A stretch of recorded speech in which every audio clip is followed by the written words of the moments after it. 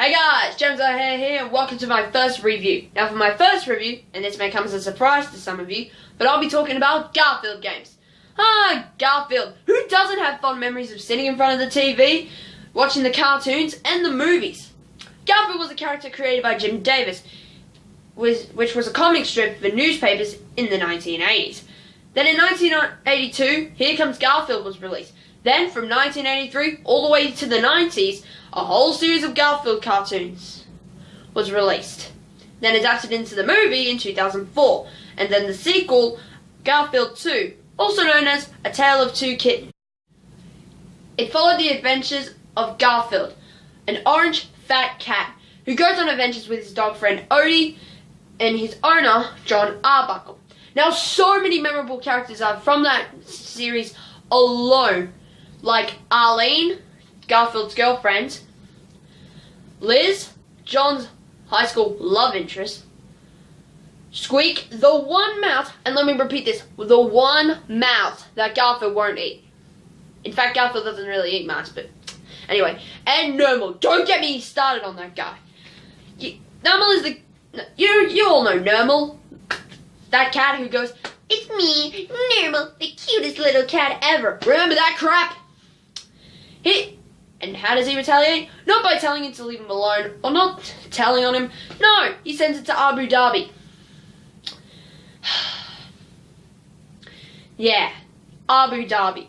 But anyway, Garfield was such an icon even before he went into media. Speaking of media, video game companies decided to bring Garfield into the home console. Like the first one we're going to take a look at, on Atari 2600. Now I must warn you first, I am using an emulator, so you may see the on-screen controller, but this is the best that I can do, so I hope you guys can understand. Anyway, let's check out Garfield on Atari 2600. Will it be good, or will it ruin Garfield's good name? Here's Garfield on Atari. Anyway, the gameplay's very simple. You're Garfield jumping on a picket fence and needing to go from one screen to another. The funny thing is that this is the first Atari game that uses the joystick, but turning the character, and the button moves, which is kind of weird actually.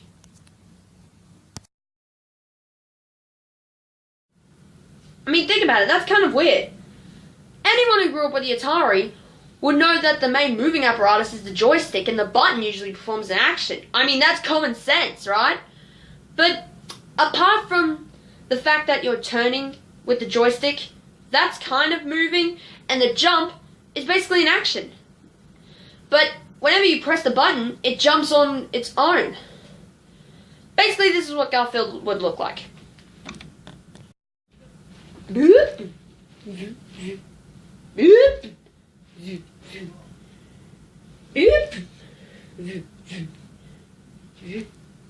Doing boing boing doop. Well, anyway, moving on. Anyway, the gist of this game is that you're going around eating cheeseburgers. Every time you eat a cheeseburger, you get 50 points. Like the control scheme would suggest, that you turn to get the cheeseburger and you jumps. And the button jumps. So if you move over to the next screen, it'll look like there's nothing. But then, oh God! Yeah, that's the game's enemy. Flower pots. Damn flower pots. If you get hit by one of them, you lose a life. Lose 3 lives, and the game ends.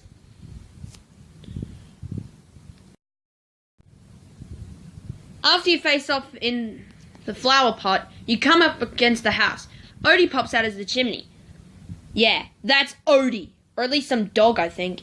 But it's yellow, so it's gotta be Odie. Anyway, how do you think you get past him? Duck? No. Jump over him? No.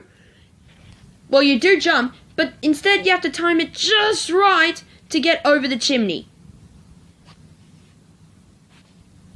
Yeah. And then we're back to the same gameplay. Just jumping around, occasional enemy. The thing about Atari is that the games are so primitive. However, the gameplay is just so repetitive. Hopefully we'll get something in the... Damn! That came out of nowhere, that's not fair! You have to duck every time you jump, or possibly before you even make a jump. I mean, Atari is just like...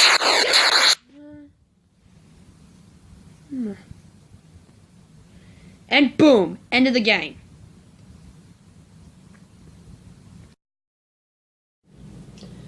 Now from hearing this, you're probably thinking that I hate this game. Well, that's where you're wrong. I like this game. It may be repetitive, but really, does that matter? You've seen the gameplay. It's basically a game where you need to get the highest score, like most Atari games, such as Pac-Man and Frogger, and many other Atari games. In fact, most of the Atari library of games is just about getting a high score. Now, time for my final notes of what I think about this game. Number 1 is the graphics. They look so good. The color palette is bright and vibrant, although the background is dark, but hey, it'll be nighttime. It really shows that it's nighttime. I mean, come on, how can you not? Number 2 is the gameplay. It's very easy to pick up and play. Anyone can get used to the controls, and it's very, very easy to know. And it's very memorable, this game. Final note number 3 is the sound effects. And personally, I like the sound effects of everything. The way that the noises trigger you as you get hit by the fart bug. It goes and then that sweet rewarding sound when you pick up a cheeseburger and get a point.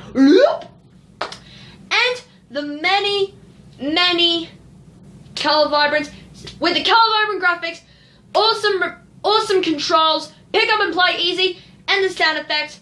This game definitely holds up. However, there are a few negatives. They're just the same, and there's often a pattern.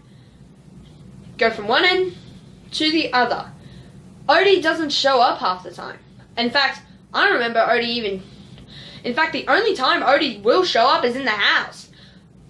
But another flaw is that there's no sound or music. But that can be expected with Atari. So, yeah. Useless negatives aside, this game definitely holds up today. Which is why I'm giving Garfield on Atari 2600, the game gets 7 out of 10. Yes, I knew I drew it on a piece of paper. Now after Atari, Garfield moved on to many other consoles such as the Commodore 64, which is actually a home computer, Sega Genesis, and even portable libraries on the Game Boy, GBA, and Nintendo DS. But I'm afraid that's going to leave the video here. I only wanted to speak about the Atari on this first video to avoid time consuming. But anyway, Garfield seems to be going really well. I hope you enjoyed my first review. If you did, be sure to leave a like, subscribe to my channel for more content, and share the video. I'm James O'Hare. Thanks for watching my review, and I'll see you in the next video of mine. Bye!